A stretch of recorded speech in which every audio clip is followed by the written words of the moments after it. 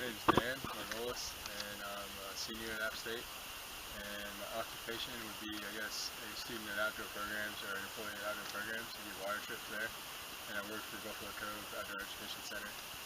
And plans for the future are to work in Buffalo Cove this summer, and then down in the fall, probably going down to Central America and Costa Rica to travel down there, do some work.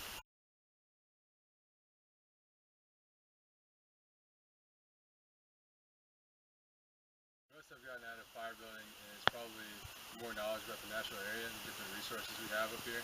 There's a lot more knowledge to build a fire by friction than it does just with a match and gasoline. So I've learned a lot more and had a lot more respect about the resources. I've also had just a greater respect for fire in general and all the uses and how important it is for all the different assets of our lives.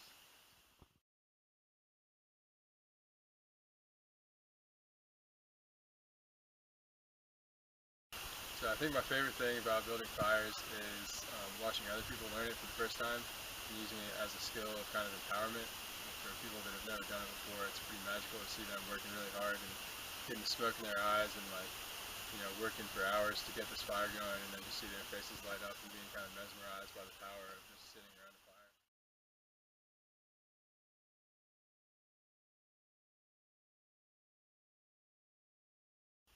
So a unique thing about fire is it's in all of our history, and all of our ancestors knew how to use fire for all these different ways. And it's kind of become somewhat of a lost art, but if you think about what fire really does for us on a basic level, it's really around us all the time. It makes food edible, it turns things from poisonous into potentially edible and nourishment. So that's some serious magic right there if you really think about it. And it turns all our lights on. It's the energy we get from, whether it's coming from the sun, a big ball of fire, or from a coal factory, which is a furnace, fire heating up and sending that electricity through wires. It's still a magical thing, and then it turns a dark place that's a potentially dangerous, scary place into something that's light and useful for us. I think the history of fire in itself is something that we've kind of lost the usefulness of, and even though it's all around us, we kind of take it for granted.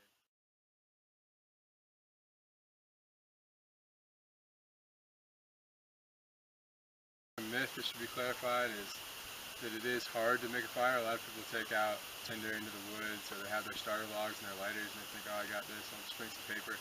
And they run out and either can't make a fire, or once they get it going, they can't put it out. A lot of people leave the embers going and think that, oh, that's just a small fire, it took me so long to get it going, there's no way it's going to go without me. But it's really easy for it to get out of hand if you leave just a single coal laying in a pit. With just a little bit of breeze, it can sustain itself for a long time and then get wildfires or get out of hand. So it's just kind of having a healthy respect for creating it and a healthy respect for putting it out is really important. I think people think they know about, but they don't really spend enough time practicing.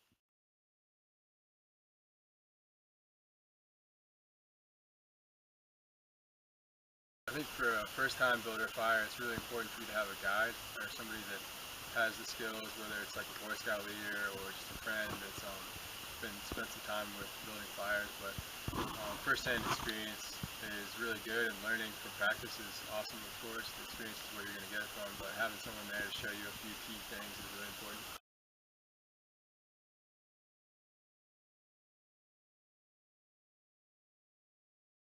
So some simple things you can do to prevent forest fires or fires getting out of hand are to obviously have a pit, but make sure that pit is clear of debris. All the leaves can fall in there, and then one ember can pop out. So you want to clear maybe 3 or 4 feet, depending on how big your fire is around the area. And having water is great if you can. Have a bucket ready with water, and just always have someone monitoring it. And don't leave that fire until you can touch every little bit of it with your hand and make sure there's no heat or any embers hidden under anything before you leave. You can also put dirt and kind of mix up water, like you leave no trace way, and stir it up, make kind of a soup to make sure all those embers are out.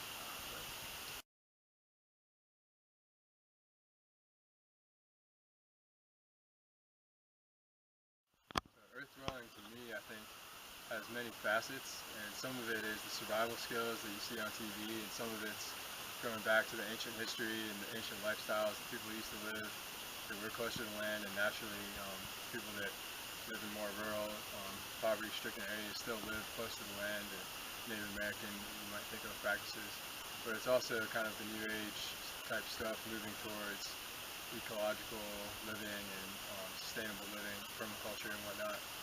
So I think just in general, earth dwelling is having an appreciation of the outdoors that really encompasses all of your lifestyle. From everything you do, from where you get your food, to how you sleep, to how you teach and live with your kids and your family.